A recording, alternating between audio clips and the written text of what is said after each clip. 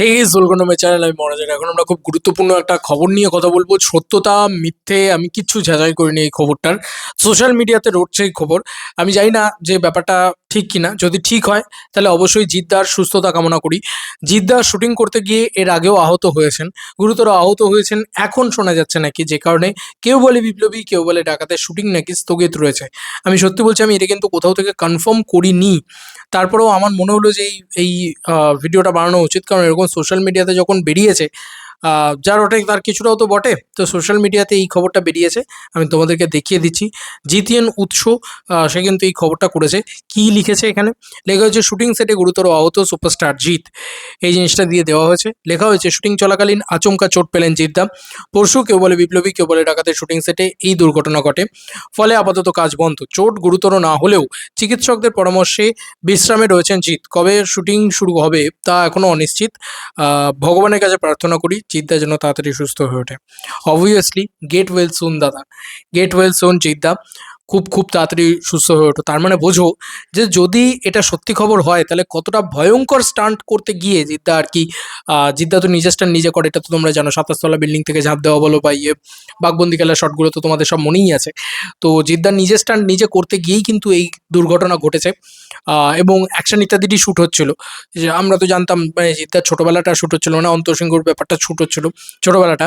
এখন দেখা যাচ্ছে যে জিদ্দা যখন এত এত তাড়াতাড়ি আর কি হচ্ছে আর কি, মানে এতটা আহত হচ্ছেন আর কি। এবার তার মানে বোঝা যাচ্ছে যে ভয়ঙ্কর লেভেলের অ্যাকশন কিন্তু এই সিনেমার ভিতরে থাকতে চলেছে, যেটা সত্যি বলছি খুবই ভয়ঙ্কর, মানে খুবই ডেডলি ডেঞ্জারাস। এটা কিন্তু আমার মনে হয় কোথাও গিয়ে হচ্ছে, নাহলে কিন্তু এতটা এরকম খবর উঠে আসা খুবই খুবই ডেঞ্জারাস। কারণ আমার মনে আছে জিদ্দা লাস্ট আহত হয়েছিলেন, সব থেকে বেশি করে খবর পেয়েছিলাম যেটা, সেটা হচ্ছে যে বস টুর সময় কোমর ভেঙে গিয়েছিল জিদ্দার। একটা গাড়িতে মানে বাড়ি খেয়ে জিদ্দার কোমরটা পুরো ভেঙে গিয়েছিল। তারপর অতীতে তো আবার শুট হয় হয় এরমভাবে হয়েছিল আর কি, বস টুর সময়, বস টু কথা বলছে। তো সেক্ষেত্রে এখন গেট ওয়েল সুন বলা ছাড়া তো আর আর কি কি বলতে পারি বলো। তবে এই মানুষটা লড়ে যাচ্ছে ভাই।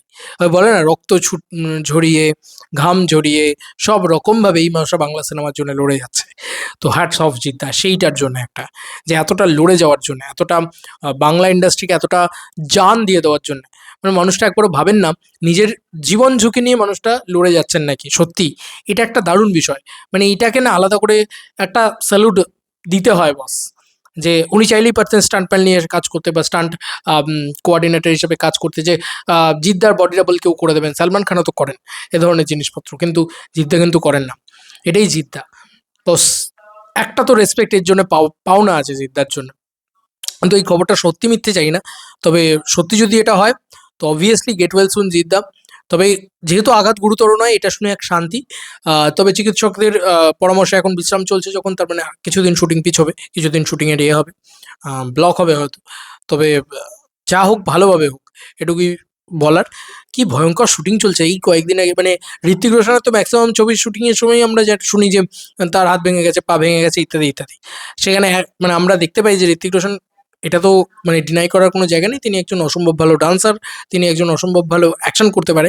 তো সেই রকম কিছু একটা আমরা জিদ্দার ক্ষেত্রে দেখতে পাবো আমার যতদূর যেমন হচ্ছে। চোট পেয়েছে মানে কতটা ভয়ঙ্কর স্টান্ট রয়েছে বা কতটা ভয়ঙ্কর অ্যাকশন রয়েছে, কেউ বলে বিপ্লবী, কেউ বলে ডাকাতে, সেটা তো এবার আমাদেরকে মানে বুঝতে হবে। এবং আমরা কোথাও গিয়ে বুঝতে পারছিও কোথাও গিয়ে যে it is a big mass film. তো এই মার্কেটিং হওয়াটা খুব জরুরি যে it is a big mass film. কারণ 2 বছর বাদে জিদ্দা বক্স অফিসে কাম ব্যাক করছে বলে কথা। তোমাদের আর কি মতামত ভিডিওটাকে নিয়ে জানিও কমেন্ট সেকশনে। চলো বন্ধুরা, নতুন কোনো ভিডিওতে দেখা হবে, বাই।